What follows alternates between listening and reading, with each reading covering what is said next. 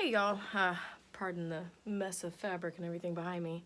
It's been a while since I've done a video. A while back I had a number of people ask how I replace elastics or how you can even tell that you need to replace them. I don't really buy name brand diapers. I pretty much make my own. So obviously I know how long it's been since I've made them. This one I made for my daughter. She is now 6.5. This one I just recently made for my son. He's a year and a half or a little over that. And I wanted to show you guys how you can kind of tell that the elastics need to be replaced. So I'm lining the crease up, and I'm not stretching, but I'm just laying out the elastics. And as you can see, this one ends here, but this one ends here. So that's a good 3/4 of an inch lost in stretch. And I'm gonna do the same thing with the leg elastics. So I'm just no pulling, just literally lining it up. And as you can see, again, another 3/4 inch to an inch of lost elasticity. And you can kind of feel like, usually people say, just do this, and if it doubles in length, you're good. Well, you can really feel when the tension in the elastic is given, and it affects the fit. So how I do this, the fun part, hopefully I don't make too much noise by lowering. You gotta get out your handy dandy seam ripper. I hate this thing. Most people that sew hate seam rippers because that means you messed up. But in this case you didn't. I'm not replacing these. I'm replacing these and that whole stack right there. I made all those for my daughter, so I'm like, yeah, it's probably about time that I replace the elastics. So even if it is a diaper that someone else made, you're just gonna look for a seam like this, and you're gonna just very carefully seam rip it. I'm sorry, I feel like I have something in my eye. You're gonna seam rip it. Okay, so just take your time, don't rush. My seam ripper came with my machine. I have yet to buy a new one. I want to because I want a good one, but you know, whatever you have, you have. So you're just gonna very carefully, let me see if I can do this. Okay, so you're just gonna gently go under and pop. You're gonna do that with all those little threads, trying not to break your, what's it called? Top stitch. I couldn't think of the word there for a second. So I'm just very carefully going through and popping each one individually. I'm not even trying to pull anything out. I'll pull from the back. I'm just popping, trying to take one less step out of my process. So as you can see, I've got most of it. Okay, come on, focus. Well, kind of. Maybe if I go in slowly. Yeah, not quite. I've got most of it picked, so now I'm just going to gently take my seam ripper and start kind of tugging at the threads back here, because they should kind of come loose, start to. There we go. You see, starting to come out, little bits.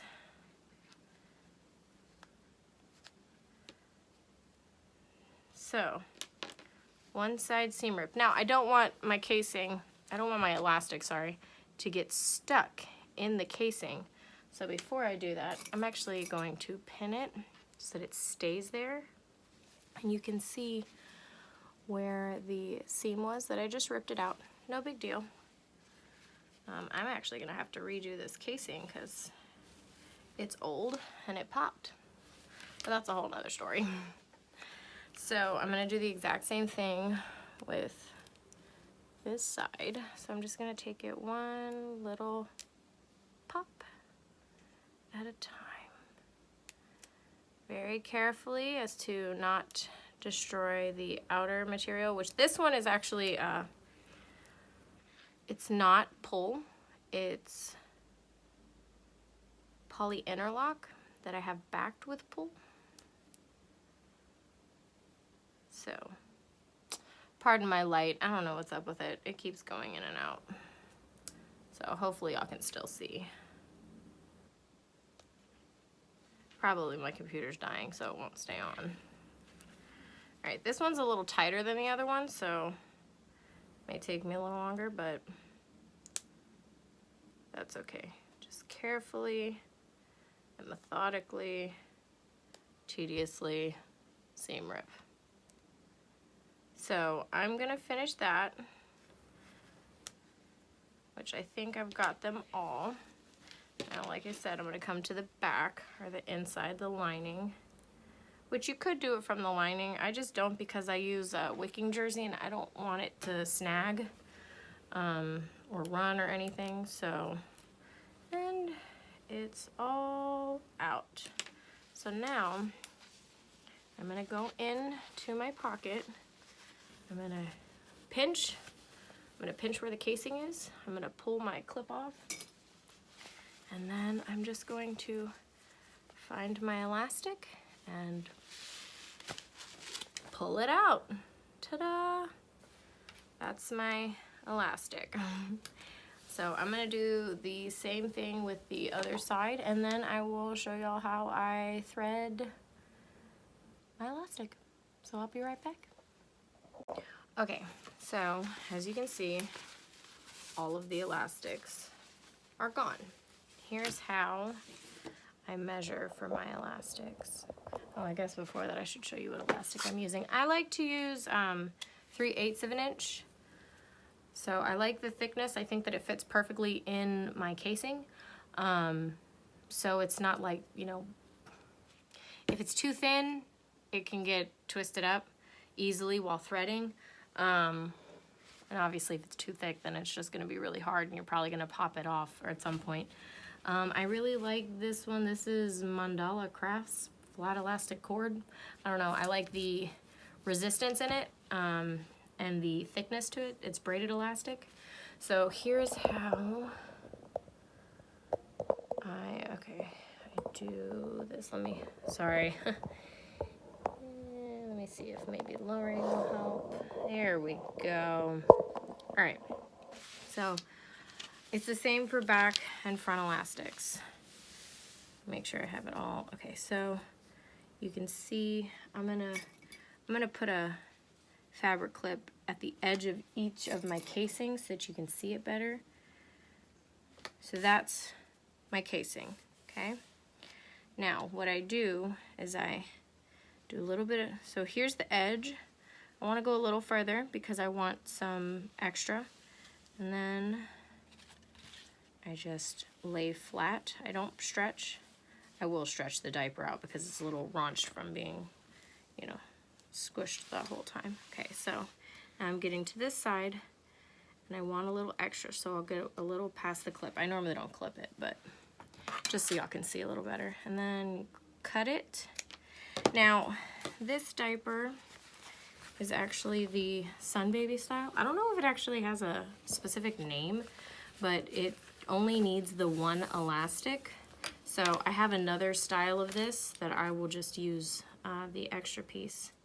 But how you measure it perfectly is you measure it with a little bit of extra, you cut it in half, and that is the perfect length for your encased elastic. So again, let me show you guys doing it on, this light sucks right now. Okay guys, I'm really sorry. I know it keeps going in and out, my bad. I don't know why, but it's bugging me. Whatever, it's been a day. So I go a little past, oh there we go, a little past, and then I don't stretch the elastic, but I just lay it flat, and I follow it around, and then, sorry, I know it's dark. I really don't know why my light's giving me issues, but a little bit past, so I cut it right there, and this will be the perfect length for both of my side elastics. So I'm gonna try and see if I can fix my light before I show you guys how I thread, or how I feed it through my encased, and then I'll be right back. Okay, so hopefully my light will stay on. If not, I apologize in advance. So this is for my back elastic. The other one I'm just going to set to the side for another diaper. I always do my leg elastics first. I use this is a bodkin, and I fold my elastic in half, feed it through, and then open it up so that it kind of has a little bit of tension so it's less likely to pop off. Some people use a paper clip or a safety pin. So whatever works for you, you know, trial and error. I tried a safety pin and a paper clip once and it didn't go well, so I bought one of these. And I don't have a problem with it. So like I said, I do the leg elastics first. And what I'm going to do is I'm going to go in through the diaper with my non-elastic end. So go in, and then I'm actually going to curve and come up through the casing, okay? So I bring it in, and then I feed it through the casing, and see my end, and then I'm gonna very gently just trying to keep it from twisting and getting all weird. You can see, I think the light behind me or in front of me is making it difficult. Let me change the, yep, nope, it's just overexposed. So you know what? We're just gonna turn it off. Sorry, y'all. Hopefully it's not a problem. But, so there we go. You can actually see that a lot better. So you see it's flat, and I've got actually my elastic folded right there. So I'm just gonna gently pull it through, okay? And then I wanna stop. Remember I gave that little extra leeway? So I've got, so that's where my elastic stops. That's where my casing is. And some people have given me grief. You can pin it. I don't, because it's within the elastic casing seam allowance. So I do the taboo. I pin mine. I pin it right in the casing. Like I said, trial and error. What works for one person doesn't work for another. So you do what works for you. So then I will just continue to gently pull, and I want to try and keep it from twisting at all. So then once you get to the point where it's at the end, a little bit of tug, and ta-da! So now I lay it flat and I line it up, and I make sure that I have my extra on this side also. And then I pin. And I do that for all of them. I am going to show you how I do the back on this one, and then I'll show you how I do the back on a different one. But as you can see, nice and tight. So, like I said, this one's a little different. I have other styles where it's the double elastic. So, on those, I think I have a video showing how to do those. I don't remember. On those, I do the pull first because it has less give than the wicking jersey, but I do that one second. So there's that. Let me show you how I feed this through the Encased. And I'm sorry, this is actually going to be a lot longer video than I intended, but oh well. So this one, you only need the one.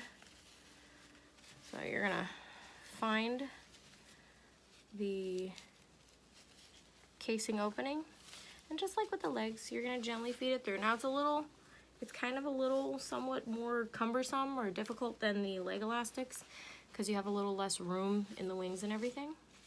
But you're just going to do the same and gently start to pull it through. Now this is a lot tighter. I don't do my elastic casings this thin anymore, so it's a wee bit tighter, but you can see right here the elastic outline. So I'm gonna just gently keep tugging at that till I get my little bit of an allowance. So you can see that's where my elastic ends, and you can see where my previous casing marking was.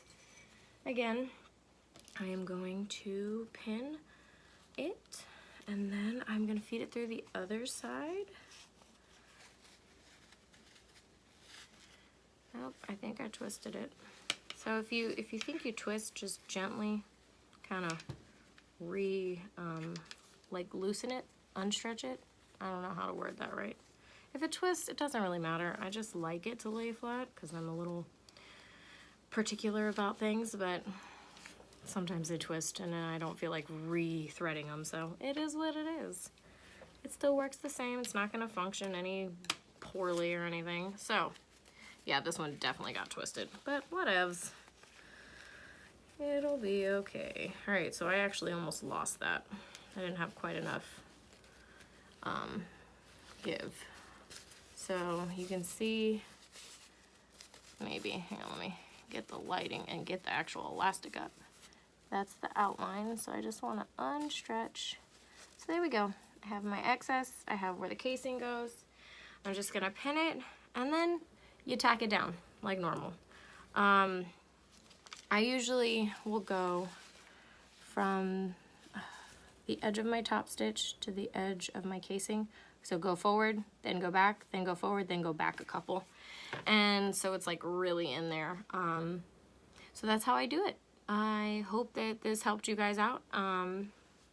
Best of luck replacing elastics. So I'm actually going to finish this one and then show you what the diaper looks like once it's all done. It will look like a diaper with good elastics. So yeah.